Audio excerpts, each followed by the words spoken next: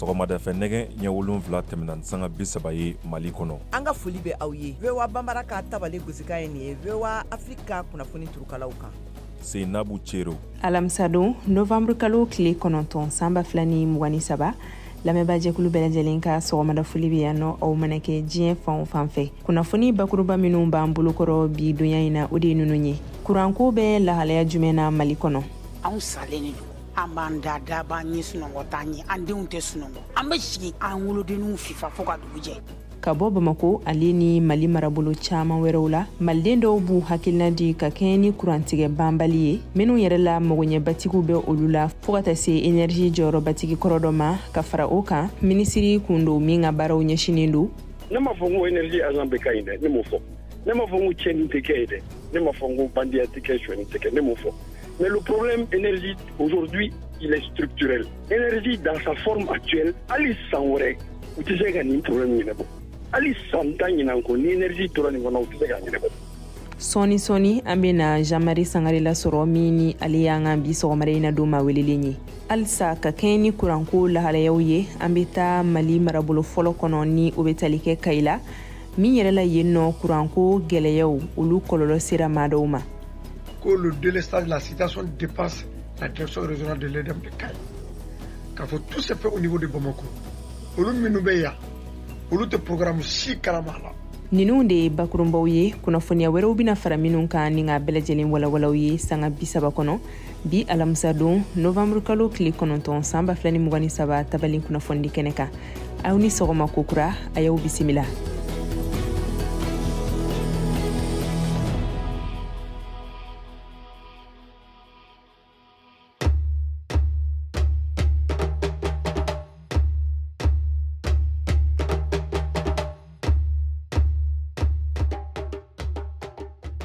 Kunnafoni daminɛ la Mali la kumakan minnu bɛ fan bɛɛ lajɛlen fɛ o ye kurantigɛba koɲɛw ye. A bɛ dɔgɔkun caman bɔ maaw bala k'u ka nisɔngoya yira ka kɛɲɛ ni nin koɲɛ ninnu ye. An ka maa dɔw lamɛn minnu y'u hakilinata di Habiba Nango Tarawele ka kuma galama la. Nango kan tɔɲɔlen tɛ kuranko n'an ye nkalon tigɛ dɛ. Bi in na kurantigɛ ɲɔ ɲalenba don Bamakɔ a n'a namini bɛɛ la. O kɛlen don sababuya ye ka degunba lase jamanadenw ma. O kama bi gɛrɛn sera maliden dɔw ma walasa k'a dɔn degun ni tɔɔrɔya min b'u kan. Ne tɔgɔ Zumana Sinayogo. Vraiment kurantigɛ ko a bɛ k'an sɛgɛn yɛrɛ. Waati dɔw la yɛrɛ kuran n'a nana anw fɛ a tɛ tɛmɛ 1 heure kan a bɛ tigɛ. Fo ni pɛribaku bɛɛ yɛrɛ de bɛ yala. Vraiment ni dɔ sera ka bɔ a la a bɛ fisaya kosɛbɛ. Funteni wagati la kɔni ni kuran bɛ mɔgɔ bɛ lafiya dɔɔnin quoi mais i b'a dɔn ni kuran tɛ a ma nɔgɔ. Bon a bɛ ka tiɲɛni caman don an kun. Hali k'a da an kan ka téléphone minnu charger ka appel kɛ o yɛrɛ ye fɛnba ye fɔlɔ parce que an ka sɔrɔw bɛɛ b'o la. O yɛrɛ tɛ ka sɔrɔ ka charger. Tuma dɔw la i bɛ wele k'i sɔrɔ répondeur kan i b'a dɔn o fana ye degun. O y'a dugumada yɛrɛ ye fɔlɔ. Tɔgɔ wa Tarawele. Bon Musabugu ya kuran mana tigɛ 19h ko 2h du matin mɔgɔw tɔɔrɔ la. Frigotigiw b'an bolo yan. Banabagatɔw bɛ tɛ foyi. An yɛrɛ b'an sigi fo 3h 4h an tɛ sunɔgɔ. Bɛɛ bɛ se k'i dusuma ɲa yanni nin ko ka ban sa kɛ. N'o tɛ mɔgɔw degunnaw tɔɔrɔ la. Jamana yɛrɛ fana bɛ cogo min na bɛɛ ɲɛ b'a la. Musabugu yo Mayamugu y'a bɛɛ. Nka contre frigotigi ni banabagatɔw tension bɛ minnu na yɛrɛ olu de ta ka gɛlɛn n'a bɛɛ lajɛlen. M'a fɔ mais n'u ma ɲɛ hadamadenw ma de. Maa dɔw y'a yira k'a fɔ k'olu ka baara bɛnnen don bolola baara ma nka o bɛɛ n'a ta kurantigɛ sababuya la u tɛ ka se ka baara ɲɛ sɔrɔ. Dɔw fana y'u ka degun wɛrɛw yira. Mohamed Nabo Sulere. Bon a kɔni kɛlen don ka an sɛgɛn parce que baara b'an bolo an sigilen don an tɛ ka se ka baaraw kɛ. Tuma dɔ n'a tigɛra 7h a bɛ na 18h wagati ninnu. Bon an kɔni sigilen don yan an tɛ ka baara sɔrɔ ka kɛ marché bɛ yen mais baaraw tɛ ka se ka kɛ. Non solution ka ɲini kurantigɛ ko in na pour que an ka se ka baaraw kɛ. Sinon an bɛna tile bɛɛ ban daga sunɔgɔ la baarayɔrɔ la yan. Ne tɔgɔ Lafiya ye ne jamu ye Hayidara ye. Anw salen don. An b'an da b'an ɲɛ sunɔgɔ t'an ye. An denw tɛ sunɔgɔ. An bɛ sigi an wolodenninw fifa fo ka dugu jɛ. N'an ye tafiya ɲɛ 1 2 k'u la an bɛ 2 3 k'an yɛrɛ la. An bɛ si maɲumako de la. Maɲumako banna depuis so ne filɛ ɲɛ bolo. Fajiri jiginna ka ne ɲɛ wagalen tun si dilan. Bon an b'a ɲini an lakanabagaw fɛ. U ka wuli ka fɛɛrɛ kɛ. Anw bɛ degun min kɔnɔ, anw bɛ tɔɔrɔ min kɔnɔ, anw bɛ ɲɛji min kɔnɔ, an bɛ maɲumako min kɔnɔ. U k'a kɛ Ala ni Alakira kama. U ka wuli k'u jɔ an ye walasa anw bɛ se ka lafiya. Nin tun ye bi gɛrɛn ye min lasera anw ma Habiba Nango Tarawele fɛ Bamakɔ VOA Bambara. Halisa ka kɛɲɛ ni kuran sɔrɔli gɛlɛyaw ye a kɔlɔlɔw sera kɛnyɛrɛyew fɛnɛ ma. Jɔyɔrɔbatigi dɔ min y'a laɲini a tɔgɔ ka to dugu la ka fara Mamu Kone kan min ni ale yɛrɛ ye jɛgɛfeerela ye ka bɔ Kayi fo ka taa se Moriba Tarawele ma min ni ale yɛrɛ ye jatala ye olu ye u hakilinaw di a koɲɛ kan an k'u lamɛn. Ayiwa ne kɔni bɛna kuma nka ka di n ye n tɔgɔ ka to gulu la ne bɛ baara kɛ banki de la ayiwa an ka nin kurantigɛ in kɔni e ko a bɔnbɛ an dɔ yɔrɔ la a degu a tɛ se k'a fɔ ka se a dan na i bɛ dɔ de fɔ a la an yɛrɛ kɔni filɛ nin ye a bɛ waati bɔ sisan nɔ kɔni baara yɔrɔ an bɛ marché groupe de kan n'i ye tile tilan sigiyɔrɔma yɔrɔ 3 la a sigiyɔrɔma yɔrɔ 2 an bɛ marché groupe de kan n'an bɔra baara yɔrɔ kɔnɔ ka degu kɔnɔna na i sɛgɛlen bɛ taa o cogoya la so kɔnɔna na ka taa sɔrɔ kuran fana tɛ yen nɔ waati dɔ i kɔni bɛ sigilen bɛ to so kɔnɔ ten fo ka taa fɔ ko waati mun sera siɲɛna yɛrɛ bɛ bɔ a la waati dɔ parce que funtɛni bɛ nin waati ninnu kɔnɔ denbayatigi bolo a ka gɛlɛn i ka da ka sunɔgɔ k'i hakili latigɛ duguba kɔnɔna na o nin tɛ an ka balo fɛnw minnu n'u bɛ mara frigo ni fɛnw o yɛrɛ kɔni o tɛ se la ka kɛ bilen parce que bibi in na foyer la i b'a sɔrɔ cɛ bɛ baara kɛ muso bɛ baara kɛ n'o tɛ n'i bɔra an ka secteur fana kɔnɔ ayiwa o fana ne a kuma lakali man di dɛ nka caman bɛ yen minnu ka baaraw gulon bɛ courant ni fɛnw na i n'a fɔ soudeurs n'a ɲɔgɔnnaw n'olu kuma ni ye a kɔlɔlɔ barika ka bon. Aw de bɛ kunnafoni mɔlen sɛnsɛnlen di anw ma bamanankan na. VOA Afrique filɛ nin ye 102 fiɲɛ sira kan Bamako Mali la. An bɛ taa ni kunnafoniya ye Lameriki jamana kan min yɛrɛ la Ocho kalatalaw olu ye musow ka kɔnɔtiɲɛ ta bala tarata don Lameriki jamana sariyaden kɔnɔ i n'a fɔ kunnafonidiso caman y'a lase cogo min na u ka laseliw senfɛ u y'a yira k'a fɔ ko musow ka nin kɔnɔtiɲɛ in ko olu tara bala Kajatu Tarawele bi caman fɔ an ɲɛna kunnafoniya kan.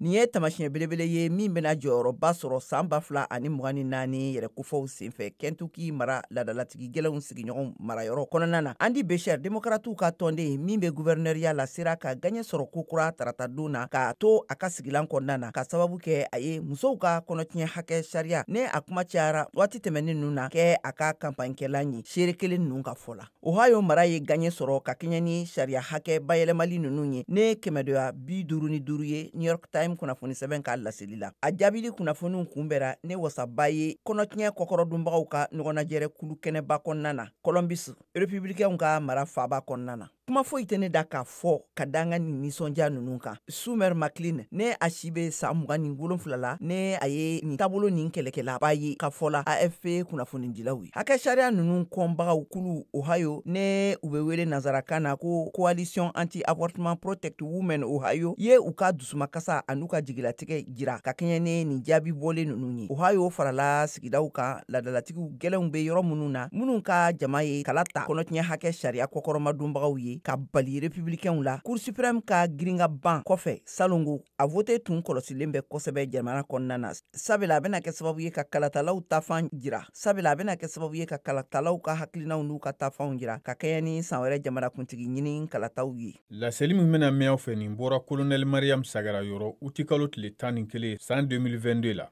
colonel Mariam Sagara ye sɔrdasiw ka kuma lase soba n'o ye DIRPA ye o ɲɛma dankan ye aw bɛ sɔrɔsiw dɛmɛ ni mun ye a ma fɔ ka taa marifa ta a ma fɔ ka dɔwɛrɛ kɛ aw bɛ sɔrɔsiw dɛmɛ ni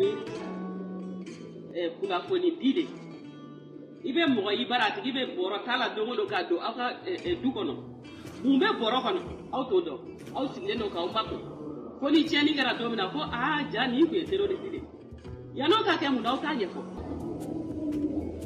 fɛn fɛn filɛ nin ye k'a fɔ ko u bɛ terrorisme ni fɛn kɛ an dɔw de don maliyɛnw de don an joli de don an bɛ se ka kuma u fɛ fɛnɛ sensibilisation na aw bɛ ka nin min kɛ nin taabolo tɛ a y'a dabila an ka na an ka jɛ ka Mali jɔ ɲɔgɔn fɛ n'an sera k'o kɛ ka caman bɔ a la sisan aw yɛrɛ b'a dɔn caman bɛ bɔ kɛlɛ la.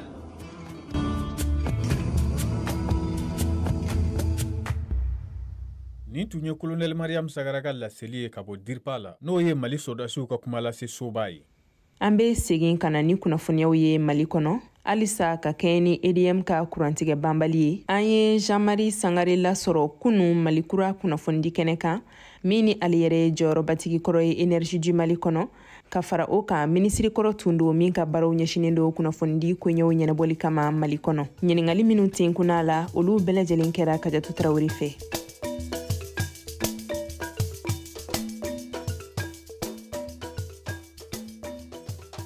An ye wele bila Jean-Marie Sangare de ma Jean-Marie Sangare ale ye énergie cadre kɔrɔ ye a ye baara kɛ énergie di Mali la ka k'a ɲɛmɔgɔbaw ye ka tila ka laban kana kɛ ministre ye Mali jamana kɔnɔna na. Jean-Marie de b'an bolo nɛgɛ kan. Jean-Marie n'i tulo bɛ n na an ka foli b'i ye. Ayiwa bisimila ayiwa an bɔra sisan ka seereyaw caman de lamɛn kuranko in gɛlɛya kan nin kunnafoni yɛrɛ dili yɛrɛ hukumu kɔnɔna la k'a daminɛ Kayila kana se Bamakɔ kana dun fo Koro fo Segu e yɛrɛ bɛ se bolo sisan mun de bɛ se ka kɛ yaasa ka se ka nɔgɔya sɔrɔ a ko la walima komi i ye baara kɛ in ka kɔrɔ mun de bɛ kuranko in na de n'an t'a kalama e bɛ se ka mun de fɔ an ye a kan. Kayatu, il y a il faut on est dans l'énergie là en 92 et ne bora en 2007. Donc nous s'entendons que non mais nous s'entendons que direction minabe forum mina ko la direction de la distribution courant de la Taïromina. Mais nous venons à finir depuis nous donner énergie la faut qu'on est bon. Au sangado courant que maqué. Mais à main il n'entend hackete sur. Problème flavé énergie kono courant koina. Nous avons problème on peut dire toi qu'on a conjoncturel au problème numbe ni ube wolo wati kono mo bo refobi no ye tadiko ye abseka ke ko sanji mana lak baraju numbe no lu jitolu kono ça c'est des problèmes conjoncturels mais nere bolo nga miriala mina min dalimbe mi sigileme énergie kuna atesa koroli e choga jumela ta Jean-Marie choga jumena ay parce que jamana contrat de énergie ni Mali gouvernement au contrat troisième contrat de concession.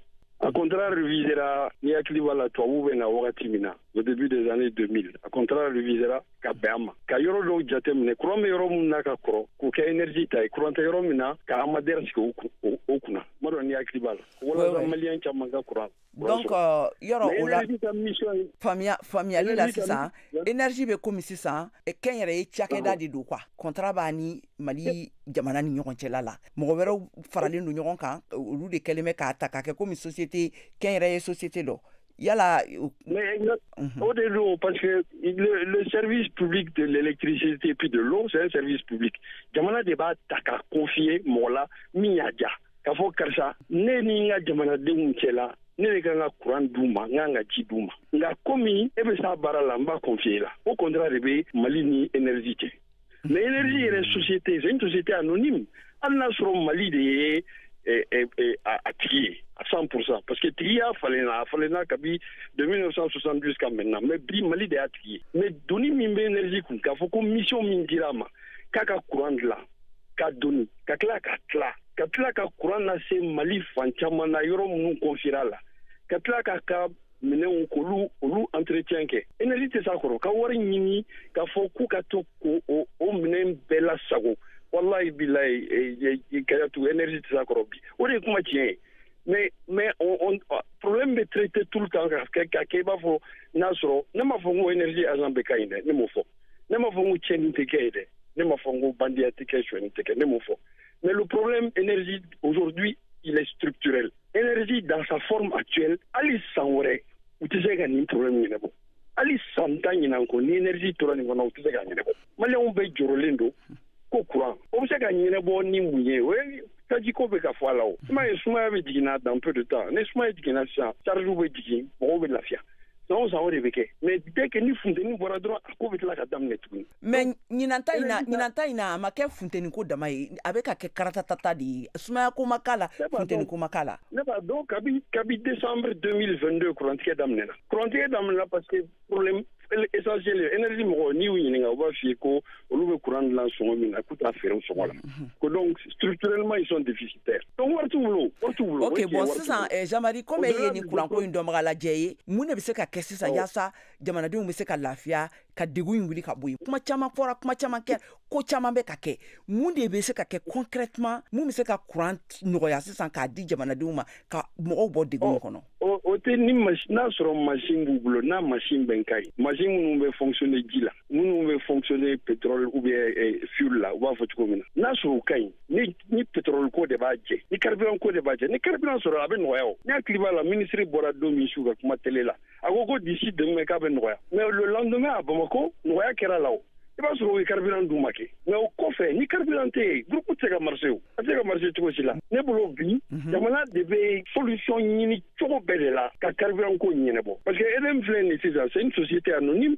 EDM bɛ juru ta banque de la mais tellement juru yɛlɛlen bɛ EDM kan na banque yɛrɛ bɛ laban u b'u ban ka wari juru d'u la donc a kuma tiɲɛ kana se ka fɔ o ye ko dɔ ye mais jamana k'i jɔ a jɔyɔrɔ la ka EDM sen bɔ carburant ko la pewu jamana yɛrɛ ka fɛn dɔ bila sen kan ma dɔn structure min don n'a bɛ nate u ka créer u yɛrɛ ka taa carburant ɲini ka a di EDM ma dɔrɔn ko a jeni ka tila ka sigi ka miiri parce que miiri de bɛ kɛ ne bɛ n tulo bɛ syndicat mankan na n tulo bɛ ministère mankan na u ka sigi u ka tiɲɛ fɔ ɲɔgɔn ye EDM ne b'a f'i ye bi dɛ wallahi EDM tɛ s'a kɔrɔ tuguni. Ayiwa baasi tɛ an ka foli b'i ye Jean-Marie.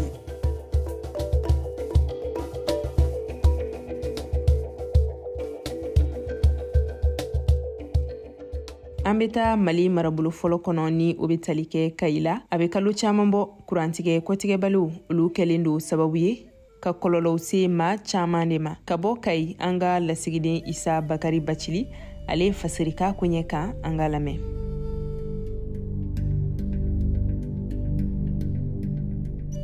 kuran bɛ tigɛla bi Mali fan bɛɛ lajɛlen na nka mun ye Kayi ta ye maaw dɛsɛlen don ka a faamu ka kɛɲɛ ni baraji minnu ni olu bɛ Sénégal ba bolo in kan minnu ni olu bɛ kuran di ni ji ye. Ousmane Sissoko mouvement Kayi kuran ko ale y'o porte parole ye. Fɛn min man deli ka kɛ dans l'histoire n'o bɛ kan ka kɛ a ka kan i ka ɲininkali kɔ maintenant a bɛ kan ka kɛ ka fɛn minnu fana to anw fɛ yan n'o ye fɛliw ye Guyina Albatros ani Manantali comme olu de bɛ kuran fourni olu dun ba anw fɛ yan anw hakilila a man kan ka kɛ anw fɛ yan k'olu to anw fɛ yan. Fɛɛrɛ de ka ɲini nin ko in na teliya la sabula olu ka baara fanba bɛɛ lajɛlen bɛ kɛ ni kuran de a kɛlen don gɛlɛya yɛrɛ o n'u ka client ni ɲɔgɔn cɛ. Adama Tunkara ale ye soudeur ye a bɛ bɛn kunda. Kuran tigɛ na a bɛ k'an degun yɛrɛ yɛrɛ de parce que ani client bɛ bila ɲɔgɔn na kuran ko la bon u ka fɛɛrɛ kɛ u ka solution sɔrɔ nin na quoi fɛn bɛ k'a to kuran bɛ ka tigɛ an na. Dɔw ka atelier kɔnɔ n'i taara i b'u sigilen k'u bolo fila da u sen kan ka sababu kɛ kuran ko gɛlɛya ye. Pano walima groupe o dun sanni tɛ bɛɛ ye. Jibril Kulubali tailleur don plateau. N'i y'a mɛn ɲɔgɔn kalalikɛlaba tɛ kuran de b'i dɛmɛ parce que kalali tɛ se ka kɛ dibi la a se tɛ bɛɛ fana ye k'a fɔ k'i bɛ panneau san k'i bɛ kalali kɛ n'o ye bon hali n'i ye panneau san i bɛ taa sɔrɔ machine dɔw b'i bolo panneau tɛ se k'u la marcher a bɛ kɛ cogo di i b'i laban i b'i sigi de fɔ kuran na bon kuran bɛna wagati min kɔnɔ mɔgɔ t'a na wagati dɔn. Jamana in tɛ se ka taa kuran kɔ cogo si de la olu ka sɔrɔ yɛrɛ de gulonnen don nin na. Modibo Traoré soudeur don Bɛnkunda. Bon ni kuran tigɛ ko kɔni a kɛlen bɛ ka bɛɛ de tɔɔrɔ anw bolo bɛ kuran de la ni kuran ma na foyi tɛ sɔrɔ ni baara tɔɔrɔ sa f'i bɛ jɔrɔ a bɛɛ de tɔɔrɔ jamana yɛrɛ tɛ se ka taa kuran ji kɔ. Ɲarika Danbele ale fana ye soudeur ye ale b'a jira k'a fɔ a kɛlen don fɔnkɔɲɔgɔn kɔ yɛrɛ olu n'u ka clients ni ɲɔgɔn cɛ olu ka diɲɛlatigɛ bi o yɛrɛ de sirilen don kuran na. Anw ka foyi tɛ taa kuran kɔ parce que n'an ni clients bɛnna n'a ye délai d'u ma u ka délai bɛna se ka sɔrɔ u ka baara ma ban ka sababu kɛ kuran tigɛ vraiment kuran tigɛ ko in a dusukasi min b'an kan bi non dɔɔnin tɛ i bɛ sori ka wuli kabiri fajiri de pour que i ka se ka dɔ kɛ yanni kuran ka tigɛ bon ni kuran tigɛra tile mun bɛ kɔnɔ 14h 13h i t'a ye tuguni fo dugusɛjɛ parce que anw dabɔlen de bɛ kuran na ni kuran tigɛra dɔrɔn anw bɛ lɔ de donc a bɛ i n'a fɔ ni kuran tigɛra dɔrɔn an tɛ balo quoi kuma lasurunya la quoi. Ni maa wɛrɛ fana bɛ nin ko in degun kɔnɔ o ye maa minnu ka baara bɛɛ lajɛlen bɛnnen don fɛn mun ye alimentation ko lahalaw ma. Funɛ Dramɛ. An ka baara tɛ taa kuran kɔ n'i ko ko i bɛ alimentation kɔni kɛ kɔni minɛn dɔw yɛrɛ b'a bitigi kɔnɔna na olu tɛ taa suma yɛrɛ kɔ wagati bɛɛ lajɛlen fo fiɲɛ k'u fili wagati bɛɛ lajɛlen na fo u ka don frigo kɔnɔna la a kɔni ko daminɛ sisan a ye kasara mun na don an kɔ a ka ca dɛ non seulement a ye dɔ b'an ka marché la o ye kelen filanan fana ye jumɛn ye an ka produit caman tiɲɛna an bolo frigo kɔnɔna na donc vraiment o degun b'an kan bi yɛrɛ de. Muso minnu ka baara bɛɛ lajɛlen bɛ ɲɛsinnen mun ye fɛn sumalenw olu feereli ko lahala ma bi a ye olu ka sɔrɔ nagasi kosɛbɛ. Asa Jawara ale bɛ jinibere dabileni ani gilasi feere de kɛ Lafiyabugu. Sɔrɔ yɛrɛ tɛ ka kɛ yɛrɛ bilen maa caman b'a la dɛ an tɛ ka sɔrɔ yɛrɛ parce que a tɛ ja n'a ma ja client b'a fɔ k'u t'a a jabali fɛ diɲɛ na caman ba de bɔ an ka sɔrɔ la ni kuran ma na a bɛ tiɲɛ f'an bɛ taa fili de sɔrɔ yɛrɛ tɛ ka kɛ yɛrɛ vraiment tɔɲɔ dannen don n'a ye 30 minutes kɛ ka sɔrɔ sumaya t'a la dɔrɔn i bɛ taa bɔn de sinon nafa t'a la. Walasa ka se ka nin ko in yɛrɛ dɔn mun ye mouvement kayi kuranko olu be wuli ka se kayi direction régionale de l'énergie la ka ɲiningali tengu a ɲɛma la a be jaabi mun di u ma Ousmane Sissoko ni ale y'u ka porte-parole an kɛ o lamɛn. Délestage tolu ka niveau là, ça leur dépasse. C'est l'expression qu'il a utilisée. Que le délestage, la situation dépasse la direction régionale de l'EDEM de Kaye. K'a fɔ tout se fait au niveau de Bamako. Olu minnu bɛ yan, olu tɛ programme si kalama la. Olu bɛ bɔ mun kalama n'u bɛ nin ligne tigɛ dɔrɔn u b'a fɔ dɔrɔn an bɛ nin ligne minɛ u la. A bɛ taa yɔrɔ min o tɛ fɔ olu ye. Jango Sissoko ni ale ye syndicat ma ye Kaye EDEM na ale fana bɛ o kuma kelen sɛmɛntiya. Non, an tɛ se ka kɛ, an tɛ se ka fɔ tugun. An bɛ se ka manœuvre kɛ an ka niveau la yan de. N'an bɛ dépendance la sisan an bɛ poste so, an bɛ courant-so dayɛlɛ, an ka tigɛli kɛ an ka intervention na n'an tilala an b'a k'a nɔrɔ. Mais automatiquement u b'a tigɛ Bamako à n'importe quelle heure a ka d'u ye tuma o tuma. Nin kurantigɛba mun bi i sɔn a bɛna majɛba don mun ye école karamɔgɔw ni écoledenw olu ka kalanko lahaliya la. Jibril Traoré école karamɔgɔ don lycée Dugukolo Konare la. Bi bina kɛnɛ lycée Dugukolo Konare kɔnɔla la ani karanyɔrɔ caman na an degunnen don ka sababu ko o ye i bɛna n'i ka leçon ye k'i bɛna photocopie k'a caya k'a di écoledenw ma i bɛ taa sɔrɔ courant tɛ direction kɔnɔla la écoledenw n'u sera so u kan ka leçon ta de courant bɛ tigɛ a bɛ tigɛ dugu kɔnɔ cogo min na a bɛ tigɛ carré kɔnɔla la a bɛna leçon ta cogo jumɛn leçon tɛ se ka ta o. A bɛ san caman de bɔ ni ɲɔgɔn kurantigɛba o famana ka kɛ Kayi. Isa Bakari Bacili ka bɔ Kayi VOA Bamanan o tɔgɔ la. Farikolo ɲɛnajɛ kunnafoniyaw olu bɛna lase Siyaka Tarawele fɛ ka bɔ Bamako.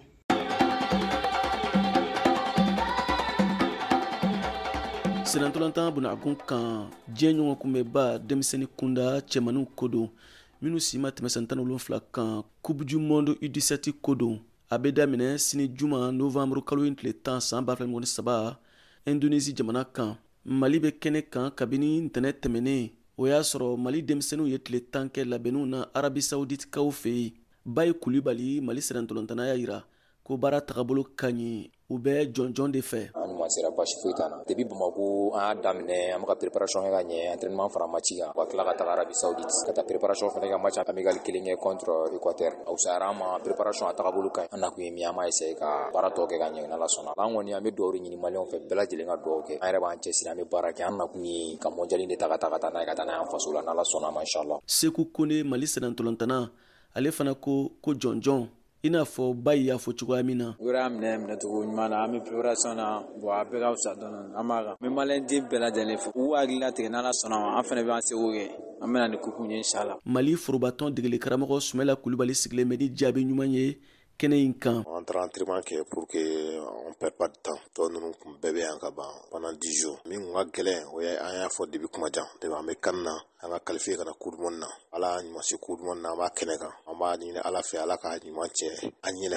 denmisɛnnin coupe don coupe in n'a y'a sɔrɔ fana ka d'an ye a si ma nɔgɔya préparation ma nɔgɔya n'ala y'an se an bɛ bɛɛ ka dugawu kɔnɔ n'an bɛɛ kan k'an tɛgɛ ni ɲɔgɔn ma balontan fanfɛla la o dun bɛ daminɛ ni denmisɛnninw de ala barika la. Maliden minnu bɛ Indonésie jamana kan u sigilen tɛ k'u bolo fila da ɲɔgɔn kan u bɛ labɛnniw na an ka dɔ lamɛn. Mahamadu Dukure étoile demandée président d'honneur an bɛ ala tanu ka waleɲuman dɔn bi an nisɔndiyalen don kosɛbɛ parce que anw minnu ye maliyɛnw ye yan n bɛ se k'a fɔ nin y'a fɔlɔ ye coupe nationale maliyɛn ka na fɔ Indonésie tous les catégories an nisɔndiyalen don ka Mali drapeau ye a bɛ yanga nin jamana in kɔnɔ bi o kɔnɔ nisɔndiya bolo anw yɛrɛ t'a dɔn an bɛ kuma min fɔ an bɛ ala fɔ ka waleɲuman dɔn ka an ka fédération mɔgɔw ani ministère mɔgɔw k'u bɛɛ lajɛlen fɔ ka Mali journaliste bɛɛ lajɛlen fɔ an bɛ ala de deli hali bi a sagido ani nin coupe du monde a ka taa ba Maliba la ka taa jigin an ka jamana kɔnɔ an bɛ ala deli o de la ala k'o latigɛ ressources maliyɛnw minnu bɛ Jakarta yan an ye bisi 2 ɲɔgɔn ɲini ni ala sɔnna Mali ka match o tɛ fɔ an ni supporters an bɛɛ lajɛlen kɔ. Kumakan ninnu cira an ma Zi Ibrahim Kulibali fɛ a ka baara ɲɛsin bɛ kunnafoniya ko ma Mali sɛnɛntolantan fédération ɲamayaso la a bɛ kɛnɛ kan Indonésie VOA Bambara tɔgɔ la Bamako Siyaka Tarawele kala seli don.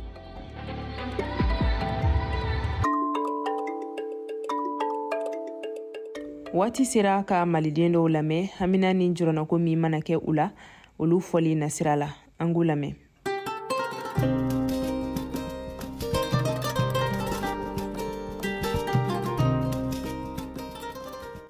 Assalamu alaikum warahmatullahi. Viwa bamara mɔgɔ tɛ tilenna somɔgɔw don denbaya bɛ di sigiɲɔgɔn bɛɛ. Viwa bamara mɔgɔ ne fana ka hakilina min ye ne bɛna di Hasimi ninnu ma o ye hakilina min ta jamana 3 Mali, Burkina, Niger u ka jija u ka bila ba la wala n'o y'a bila ba la a ka d'anw ye walayi an b'a dɛmɛ hali bi an ka foli b'o ye hali bi Ala ka dɛmɛ kɛ Ala ka sababa kɛ ka gɛrɛsɛgɛ ɲuman di hali bi Ala k'o kɔrɔta mɔgɔ y'o kɔrɔta Ala k'o kɔrɔta mɔgɔ m'o kɔrɔta Ala k'o kɔrɔta hali bi Ala ka jamana 3 nin Ala k'o kunna wolo Ala k'o kunna wolo Afiriki bɛɛ ka o dɔ ye hali bi Ala k'o kɛ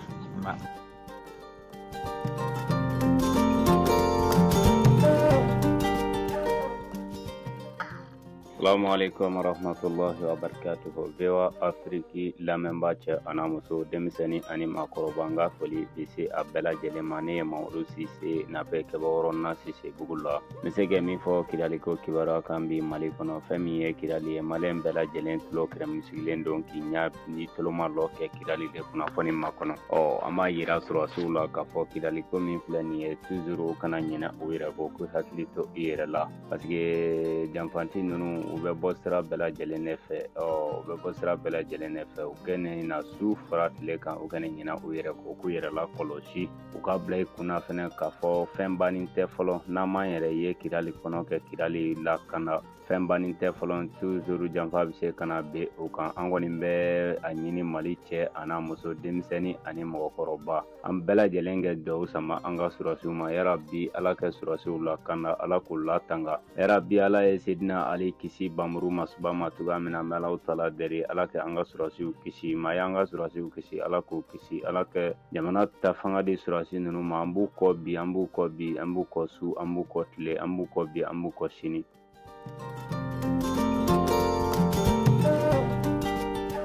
An sɔgɔma Vewa Bambara lamɛnbaga bɛɛ lajɛlen ne ye Usumani ka bɔ Bangi n ka foli b'aw bɛɛ a ka arajo a lamɛnni bɛ Afiriki bɛɛ an bɛ dugawu kɛ Ala ka jamana basigi Ala ka hɛrɛ k'a ɲɛ an ka ɲɛmɔgɔ Ala ka jamana mara cogo ɲuman d'u ma o de tun bɛ ne bolo k'a fɔ aw ɲɛna ka fara kuranko in na k'u k'a lajɛ ka kuranko in ɲɛɲini k'a ɲɛ sɔrɔ sinon an sɛgɛnna kuranko la dɛ o de tun bɛ n bolo k'a ɲɛfɔ aw ɲɛna Vewa Bambara lamɛnbagaw ka tile yɛrɛ d'a ma.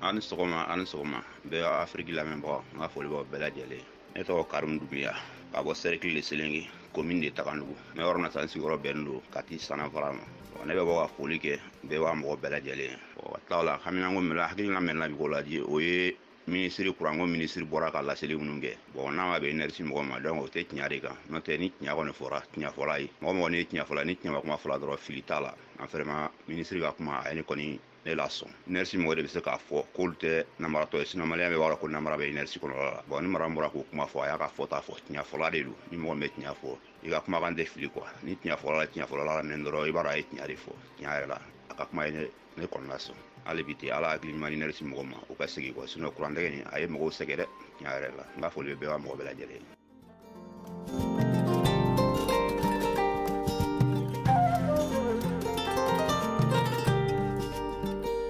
aw fana na y'a sɔrɔ cikan b'aw bolo ka lase a bɛ se k'olu bɛɛ lajɛlen to an ka WhatsApp nɛgɛjuru sira mun kɔnɔ o de ye 00 24 30 47 16 aw ka kuma daminɛtɔ aw kana ɲinɛ k'aw tɔgɔ n'aw sigiyɔrɔw fɔ fɔlɔ musow ale ni musomisɛnninw olu ka haminani jɔrɔna k'u nafa ka bon an yɔrɔ kosɛbɛ o de kama an bɛ wele bila u bɛɛ lajɛlen ma u ka se ka ɲɛfɔli kɛ olu la.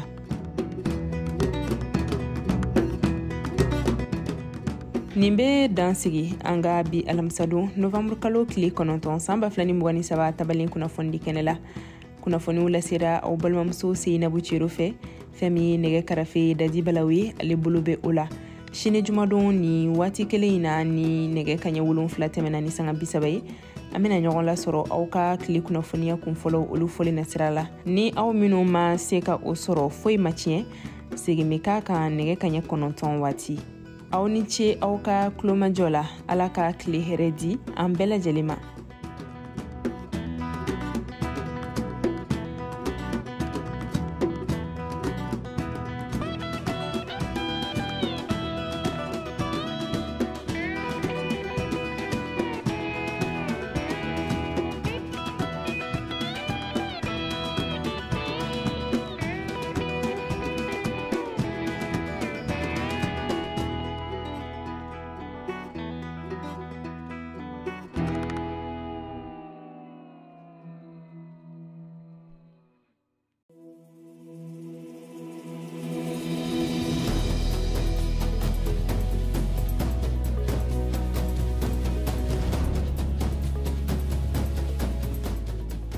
sɔgɔmada fɛ nɛgɛ ɲɛ 7 tɛmɛna sanga 30 ye Mali kɔnɔ. An ka foli bɛ aw ye. VOA Bambara ka tabale gosika ye nin ye VOA Afrika kunnafoni turukalaw kan.